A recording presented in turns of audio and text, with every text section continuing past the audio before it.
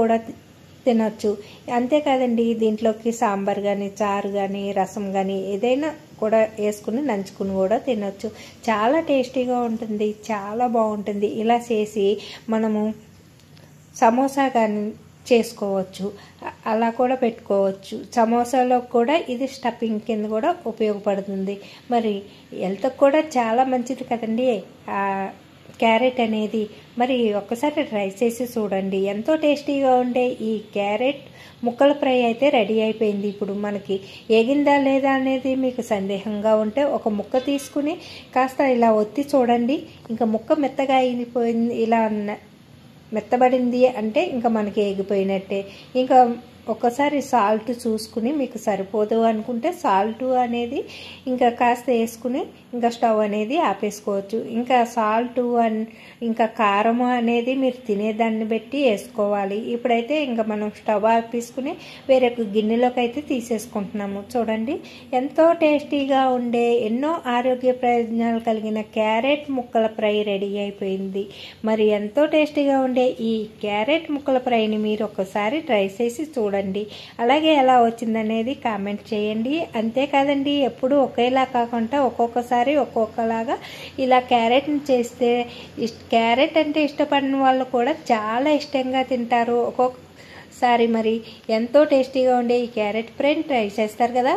Hi అండి, ఈరోజు మన వీడియో వచ్చేసి క్యారెట్ ముక్కల ఫ్రై. ఈ ముక్కల ఫ్రై చాలా టేస్టీగా ఉంటుంది. దీనికి కావాల్సినవి చూసేద్దాం. ముందుగా 2 పెద్ద సైజు క్యారెట్లని ఇలా సమంగా కట్ చేసి పెట్టుకోవాలి. అలాగే ఒక ఆనియన్స్, 2 పచ్చిమిర్చిలను కూడా కట్ చేసుకోవాలి. 2 రొబ్బల కరివేపాకు, పోపు దినుసులకి ఆవాలు, జీలకర్ర, మినపప్పుని ఇలా రెడీ చేసి పెట్టుకున్న తర్వాత ముందుగా ఒక గిన్నె తీసుకుని స్టవ్ పై పెట్టి స్టవ్ ఆన్ చేసుకుని 1 టేబుల్ స్పూన్ ఆయిల్ వేయాలి. ఆయిల్ వీటెక్కిన తర్వాత ముందుగా మనం సమంగా కట్ చేసుకున్న ఈ క్యారెట్ ముక్కల్ని వేసి బాగా వేపించుకోవాలి.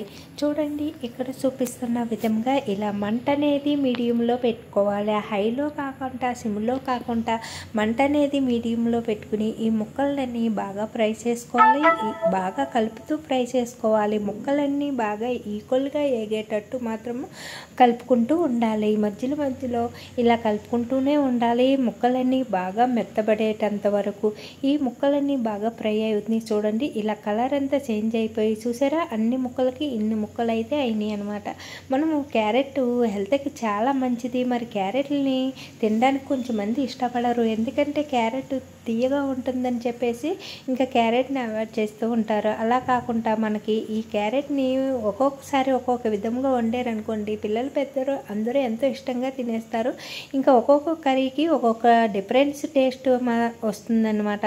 ఇంకా ఒక్కొక్కసారి క్యారెట్ టమాటా వండి చూడండి. అలాగే ఒక్కొక్కసారి క్యారెట్ తురిమి కొబ్బరితోటి ఫ్రై చేసి చూడండి. ఒక్కొక్కసారి క్యారెట్ టమాటా, అలానే ఒక్కొక్కసారి ఇలా ఫ్రై చిన్న ముక్కల ఫ్రై, అలాగే ఒక్కొక్కసారి సాంబార్లోని ఇలా వేసి డిఫరెంట్స్గా పెట్టారనుకోండి, పిల్లలు కూడా చాలా ఇష్టంగా తింటారు. అంతేకాదు, ఎప్పుడు క్యారెట్ స్వీట్గా ఉంటుంది, ఎప్పుడు ఒకటేనా క్యారెట్ కర్రీ అయినా అని అనకంటా కూడా చాలా ఇష్టంగా తింటారు. ఇప్పుడు మనం ముక్కలన్నీ ఫ్రై అయిపోయిన తర్వాత ఒక సైడ్కి జరిపేసుకుని ఇంకా అదే ఆయిల్ కొంచెం ఉంటుంది కదా, ఆ ఆయిల్లోకే మనము పచ్చిమిర్చిని, కరివేపాకుని కూడా వేసి బాగా వేపించుకోవాలి. ఇంకా పోపు దినుసులను కూడా వేసి వేపించుకోవాలి.